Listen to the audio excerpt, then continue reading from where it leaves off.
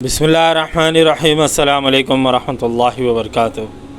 मेरा पूरा ख़ानदान ईसाई था और मैं अपने ख़ानदान में सबसे ज़्यादा मजहबी जहनीत रखता था। मुझे चर्च के एक स्कूल में ये तालीम दी गई थी कि हज़रत ईसा और पाक मरियम खुदा के वजूद ही का हिस्सा हैं। जब खुदा ने इस दुनिया को बनाया और इसके निज़ाम को तन्हा तौर पर चला ना चाहा तो कुछ ऐसी दुश्वारियाँ पैदा होने लगीं जिनकी वजह से निज़ाम कायनात को चलाने के लिए खुदा ने एक ऐसा तरीक़ा मुकर्रर कर दिया जिससे दुनिया का निज़ाम क़ायदे के मुताबिक चलने लगा और फ़रिश्ते खुदा की तस्बीह बयान करते रहें। इसने अपनी हिकमत बालगा से हज़रत मसीह और पाक मरियम को वजूद बख्शा और कायनात के निज़ाम को चलाने के लिए इन्हें वसी इख्तियारात दे दिए। इसलिए ईसाइयों ने अपना ये अक़ीदा बना लिया कि खुदा, मसीह, पाक मरियम एक ही हैं। तीनों मिलकर ज़मीन व आसमान की ताकत हैं। इनमें से अगर किसी एक की इबादत की जाए तो इसका मतलब यह है कि खुदा की ही इबादत की जा रही है। मेरी वालदा पाक मरियम के मुजस्समे के सामने जाकर खड़ी हो जाती थी और इनसे दुआएं करती थी। इसके बरखिलाफ़ मेरे वालिद हज़रत मसीह के सामने खड़े हो जाते थे और इनके सामने दुआएं करते थे।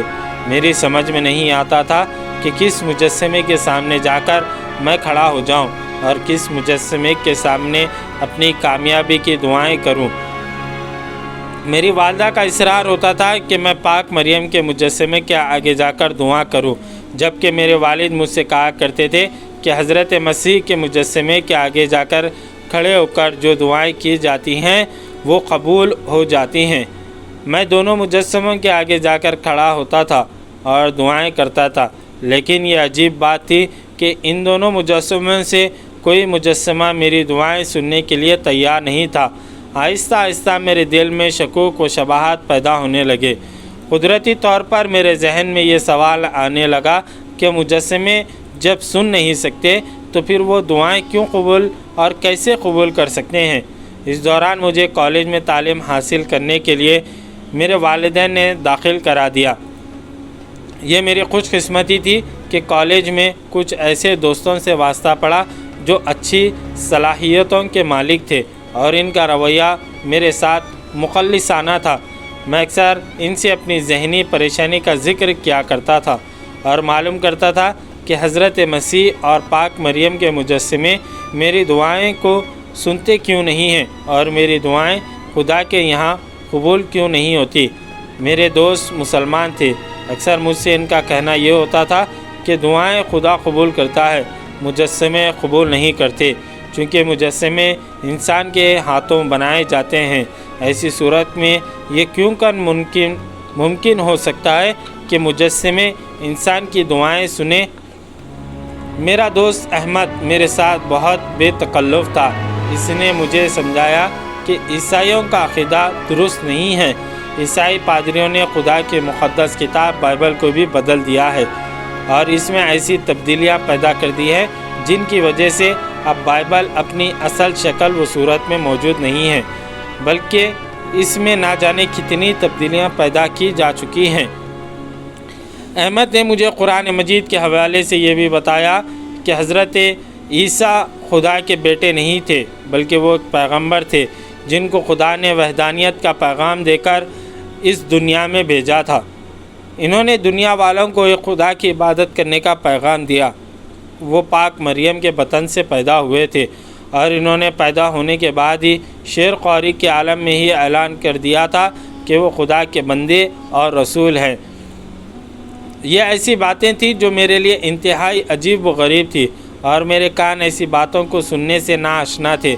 मैंने अपने वालिदैन से जब इन बातों का ज़िक्र किया तो इन्होंने मेरे जहन से इन बातों को दूर करने की कोशिश की और मुझे ईसाइयों की तस्लीयत के अक़ीदे पर कायम रहने की ताकीद की, लेकिन मेरा जहन अपने वालिदैन की बातों से मुतमईन नहीं था और मैं अक्सर यही सोचता था कि मुझे कोई ऐसा माबूद मिलना चाहिए जो मेरी पुकार को सुन सके, मेरी इल्तिजाओं को कबूल करे और मेरे अंधेरे से रोशनी की तरफ आने का ज़रिया बने।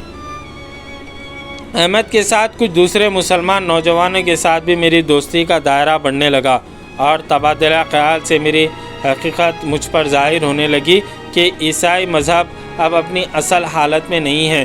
اس مذہب کو ماننے والوں نے اپنی خواہش کے مطابق بہت سی تبدیلیاں پیدا کر لی ہیں، جس کی وجہ سے اب عیسائی مذہب کے بارے میں یہ کہنا انتہائی مشکل ہے کہ وہ بنیادی طور پر اپنی اساس پر قائم ہے یا نہیں۔ بہت سی چیزیں جو عیسائیت کے ابتدائی دور میں حرام تھی، ان کو عیسائیوں نے اپنے لیے حلال کر لیا۔ آج عیسائی خنزیر کا گوشت بڑی رغبت کے ساتھ کھاتے ہیں، جبکہ پرانے نسخوں میں اس جانور کا گوشت کھانا حرام ہے، لیکن پادریوں نے اپنی مصلحتوں کے مطابق اس ناپاک جانور کو عیسائی دنیا کے لیے حلال قرار دے دیا۔ اس طرح بعض جنسی رشتے ایسے ہیں جو پرانی بائبل کے آیتوں کے مطابق حرام ہیں، لیکن موجودہ دور کے پادریوں نے ان کو جائز بنا لیا۔ میں نے جب حقیقت جاننے کے لیے کتابوں کا مطالعہ کیا تو یہ بات اچھی طرح سمجھ میں آ گئی کہ عیسائی مذہب اب اپنی اصل بنیادوں پر قائم نہیں ہے، بلکہ وہ مذہب جس کو حضرت عیسیٰ لے کر آئے تھے وہ مفقود ہو چکا ہے، اور اب چند رسمیں ہی رہ گئی ہیں جن کو عیسائیوں نے اپنا مذہب بنا لیا ہے۔ مسلمانوں کے ساتھ رہ کر مجھے مذہب اسلام کو سمجھنے میں بہت مدد ملی۔ مجھے اس بات پر حیرت ہوئی کہ مسلمان حضرت عیسیٰ علیہ السلام کو پیغمبر مانتے ہیں اور ان کی عزت و احترام کو اپنے ایمان کا جز قرار دیتے ہیں۔ میرے لیے یہ بات اور بھی زیادہ عجیب خیز رہی کہ قرآن مجید میں حضرت عیسیٰ علیہ السلام کا ذکر متعدد آیات میں موجود ہے۔ صرف اتنا ہی نہیں بلکہ پاک مریم کو بھی مسلمان انتہائی عزت و احترام سے یاد کرتے ہیں، اور ان کی شان میں گستاخی کرنا کفر مانا جاتا ہے۔ چونکہ مجھے بچپن میں عیسائی پادریوں نے بتایا تھا کہ مسلمان حضرت مسیح اور پاک مریم کی شان میں گستاخی کرتے ہیں، لیکن میرے مسلمان دوستوں نے میرے اس مغالطے کو دور کر دیا، اور میں نے سمجھ لیا کہ عیسائی پادری مسلمانوں کے خلاف نفرت پیدا کرنے کے لیے اس طرح کی باتیں کرتے رہتے ہیں۔ مجھے اچھی طرح یاد ہے کہ بچپن میں میرے عیسائی دوست اکثر مجھ سے کہا کرتے تھے کہ عیسائیوں کے سب سے بڑے دشمن مسلمان ہیں، لیکن کالج میں اپنے مسلمان دوستوں سے گفتگو کرنے کے بعد میں اس نتیجے پر پہنچا کہ عیسائیوں کے سب سے بڑے دوست مسلمان ہیں۔ وجہ یہ ہے کہ یہ دونوں قومیں اہل کتاب ہیں۔ یہ الگ بات ہے کہ عیسائی قرآن مجید کو خدا کی کتاب نہیں مانتے اور اس کی تکذیب کرتے ہیں، جبکہ مسلمان بائبل کو بھی خدا کی کتاب مانتے ہیں، اور ان کا ایمان یہ ہے کہ جس طرح حضرت محمد مصطفیٰ صلی اللہ علیہ وسلم اللہ کے رسول ہیں، اس طرح حضرت عیسیٰ بھی اللہ کے رسول ہیں۔ بس یہی وہ نقطہ تھا جس نے میری زندگی کے رخ کو موڑ دیا۔ مسلمانوں سے نفرت کی جگہ میرے دل میں محبت پیدا ہو گئی، اور جب میں نے اپنے مسلمان دوستوں کے ساتھ رہ کر سمجھ لیا کہ خدا ایک ہے، اس کے سوا کوئی معبود نہیں، تو میرے دل و دماغ کو اس قدر اطمینان پیدا ہوا کہ تمام عمر میں ایسے اطمینان مجھے نصیب نہیں ہوا تھا، چونکہ میں نے ادراک حاصل کر لیا تھا کہ حضرت عیسیٰ کی زندگی کو صحیح طور پر سمجھنے کے لیے قرآن مجید کا مطالعہ کرنا ضروری ہے۔ اس لیے میری طبیعت میں بےتابی بڑھنے لگی، اور میں نے اپنے دوست احمد سے کہا کہ وہ کس طرح مجھے قرآن مجید فراہم کر دے تاکہ میں حضرت عیسیٰ علیہ السلام کی زندگی کو قرآن مجید کی مدد سے سمجھ سکوں۔ چنانچہ انگریزی ترجمے کے ساتھ میرے دوست نے قرآن مجید کا نسخہ فراہم کر دیا، اور جب میں نے قرآن مجید کو پڑھنا شروع کیا تو مجھے ایسا لگا کہ میرے وجود کی ساری ناپاکی مجھ سے دور ہونے لگی، اور ایک نور ہے جو میری ذات میں پیوست ہوتا جا رہا ہے۔ عیسائیوں نے حضرت عیسیٰ علیہ السلام کو ان کے مرتبے سے گرا کر انہیں خدا کا بیٹا بنا دیا، اور پاک مریم کو خدا کی ذات کا حصہ مان کر ان کی پرستش کرنے لگے۔ حضرت عیسیٰ علیہ السلام نے اپنی تمام زندگی خدا کی وحدانیت کا پیغام دینے کے لیے صرف کر دی، لیکن ان کی قوم نے ان کو خدا کا بیٹا بنا دیا اور ان کے مجسمے کے سامنے دعائیں کرنے لگے۔ قرآن مجید کے مسلسل مطالعے نے مجھے اسلام سے بہت قریب کر دیا، اور جب میں نے اپنے کالج کی تعلیم مکمل کی تو میرے پاس بیک وقت 2 ڈگریاں تھیں، ایک یہ کہ میں مسلمان ہوں اور دوسری یہ کہ میں گریجویٹ ہوں۔ یہاں یہ بتانا ضروری ہے کہ مسلمانوں کو مشکلات کے دور سے گزرنا پڑتا ہے، اور اللہ کی طرف سے ان کے ایمان کی پختگی کے لیے امتحان بھی لیا جاتا ہے۔ میرے ساتھ بھی ایسا ہی ہوا۔ میرے عزیزوں اور خاندان والوں نے مجھ سے ترک تعلق کر لیا۔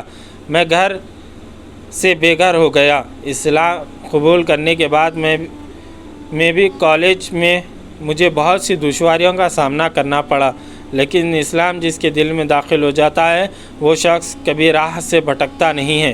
میں نے جس کالج سے اپنی تعلیم مکمل کی وہاں میری شخصیت کا ایک نقش بحیثیت مسلمان قائم ہو گیا تھا، جس کی وجہ سے مجھے اسی کالج میں پڑھنے کی ملازمت مل گئی۔ مجھے اسی کالج میں پڑھانے کی ملازمت مل گئی اور دیکھتے ہی دیکھتے وقت نے ایسی کروٹ لی کہ جو لوگ میری جان کے دشمن تھے وہ آہستہ آہستہ میرے قریب آنے لگے، اور وہ دن بھی آیا جب میرے والدین نے اسلام قبول کر لیا۔ آج الحمدللہ میرا خاندان مسلمان ہو چکا ہے۔